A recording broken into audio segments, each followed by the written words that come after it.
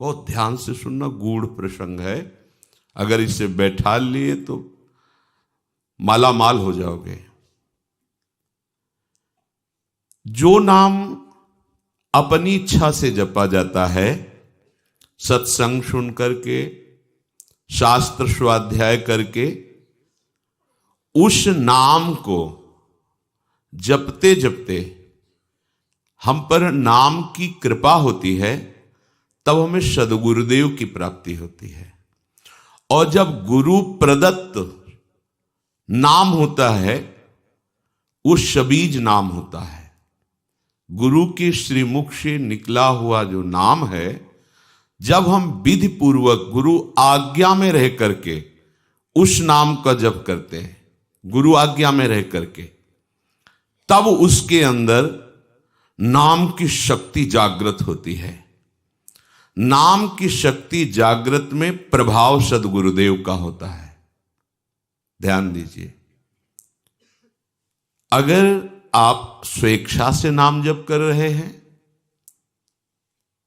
वो मंगल भवन नाम है, आपका मंगल करेगा, आपके दुरति का पाप का नाश करेगा, आपको सद्गुरु की प्राप्ति कराएगा, वो व्यर्थ नहीं जाएगा। पर उससे दिव्य लीला में आप प्रवेश पा जाएं, असंभव। वो मार्ग ही है। जब सद्गुरुदेव भगवान नाम प्रदान करते हैं और हम उनकी आज्ञा में रहकर नाम जप करते हैं, तो गुरुदेव की शक्ति के प्रभाव से हमारे हृदय में अधिकार बनने लगता है बीज मंत्र प्राप्त करने का। बड़ा सुंदर क्रम है।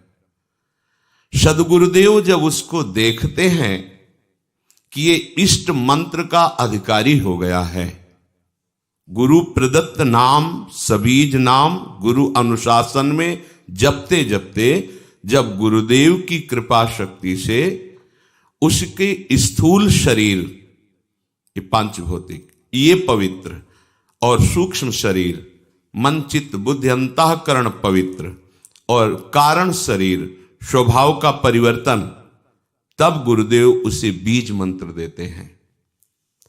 बीज मंत्र ये विशुद्ध भावदेह की प्राप्ति कराता है। बीज मंत्र के क्रम विकास से उसमें दिव्यता का प्रादुर्भाव होता है।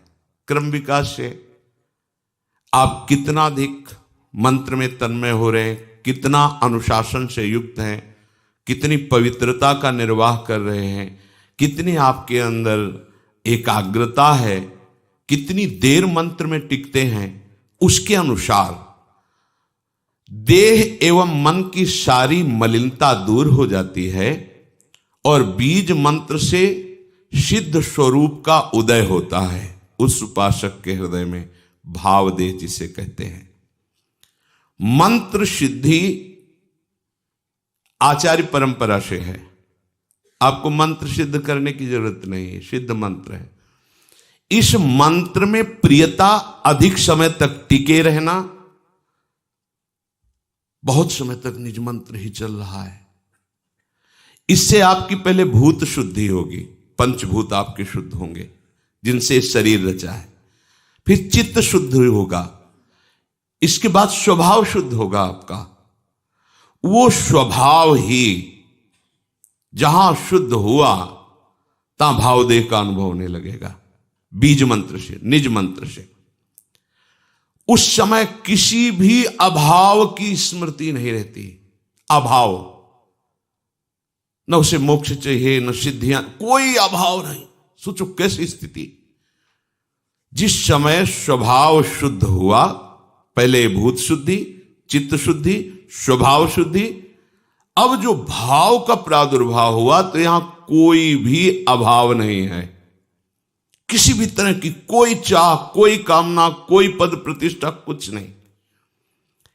ये अवस्था यद्यपि सिद्धावस्था के अंतर्गत मानी जाती है, परंतु इस प्रेम मार्ग की इस अवस्था में माता के गर्भ से उत्पन्न मलिन देह से प्रवेश नहीं हो सकता। इस देह का राग जब तक है, इसमें जब तक अपनापन है, तब तक आपका निकुंज रस में, देखो कहां है, गुरु प्रदत्त नाम जप से मंत्र का अधिकार, मंत्र से समस्त भूतों की शुद्धि, स्वभाव तक की शुद्धि। अब भावदेह का प्रादुर्भाव, माता के गर्भ से उत्पन्न हुए देह से प्रवेश नहीं है, भाव देह से, गुरु प्रदत्त मंत्र से उप्रगट हुआ जो देह है उससे। बनिता पुरुष भाव मिट जाए, सेवे ललितादिक के भाय, मानसी गढ़े चित्त, उसके चित्त में ही अनुभव होने लगता है अपने दिव्य देह का, चिदानंदमय देह का। फिर वो मानो राजमार्ग पे खड़ा हो गया, राजमार्ग जैसे बना हुआ जीटी रोड, अब आंख मूंद के दौड़ने पर भी गिरने की संभावना नहीं, अब संभावना खत्म, माया अब उसको स्पर्श भी नहीं कर सकती। भगवत भजन की ये माइक अशुद्धि को दूर करके दिव्य देह भाव देह की अभिव्यक्ति जब तक नहीं है तब तक लीला में प्रवेश नहीं होता, छिन छिन बिहरत संग ये अनुभव नहीं होता। अब भावदेह में जो सेवा होती है, जो सुमिरन होता है, जो भजन होता है, वो है भजन। तो इस भजन से उस भजन की प्राप्ति, भजन से भजन की मांग, ये होगा गुरु प्रदत्त मार्ग से ही, ऐसे नहीं हो सकता। विधि मार्ग की नियमबद्धता इस उपासना में दृढ़ करेगी। ये चैतन्य मंत्र अंदर जाकर के आपकी भावना को सार्थक करता चला जाएगा।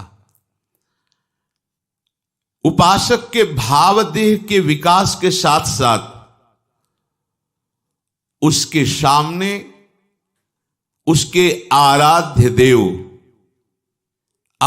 देव का ज्योतिर्मय धाम, आराध्य देव की गूढ़ रस रीति प्रकाशित होने लगती है।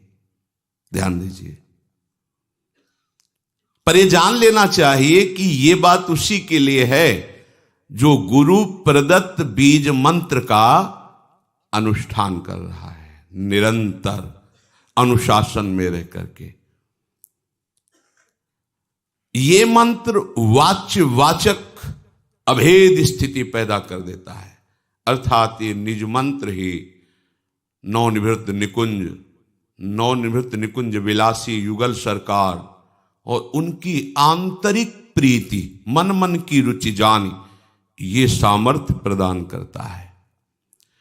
गुरु प्रदत्त बीज मंत्र जब पवित्र साधक के हृदय रूपी खेत में पड़ता है तो इष्ट रूपी फसल तैयार हो जाती है।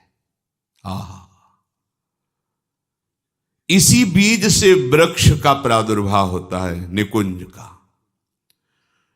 गुरु प्रदत्त मंत्र में प्राणों से भी अधिक जिसे प्यार है वही इसको प्राप्त कर पाता है। इस बीज मंत्र से प्राकृतिक जितनी भी सृष्टि है सबसे स्वाभाविक अरुचि पैदा हो जाती है और उसमें गुरु शक्ति का आधान होते ही इष्ट का स्वरूप प्रकाशित हो जाता है। नाम नामी जैसे अभेद है वैसे ही मंत्र और निकुंज अभेद है।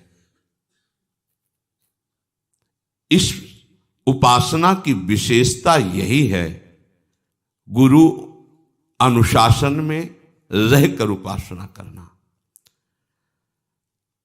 ज्योतिर्मय धाम, ज्योतिर्मय रूप, ज्योतिर्मय लीला, अब ये भजन का प्रभाव प्रकाशित हुआ। वो उपासक भले दिखाई देता है शरीर में है, पर वो शरीर में रहते हुए भी शरीर में नहीं रहता। वो अपने ज्योतिर्मय धाम में धामी श्यामा श्याम की नित्य सेवा में अपने भाव देश से रहता है। शरीर छूटे या बना रहे इससे कोई फर्क नहीं पड़ता। शरीर रहते ही वो इस अवस्था को प्राप्त हो जाता है। ये प्रेम की चरम अवस्था है। अब ऐसे महापुरुष में और इष्ट में बिल्कुल कोई अंतर नहीं रह जाता। विगलित होकर के एकीभूत हो जाता है। अब वो रस स्वरूप हो जाता है। जो उपासक उपासना की इस सोपान स्थिति पर होता है वो रस स्वरूप, रसमय हरिवंश, परम परमाक्षर, वो नाम के प्रभाव से स्वयं नाम का फल उसके हृदय में जो प्रकाशित हुआ तो वो फल स्वरूप ही हो गया, रस स्वरूप, रसमय हो गया। ये प्रेम की महाअद्वैत स्थिति है। प्रेम की इस अवस्था में जो स्थायी भाव स्वरूप प्राप्त हुआ, अब वो नित्य लीला का अधिकारी हो गया। देखने का ही नहीं, सम्मिलित होने का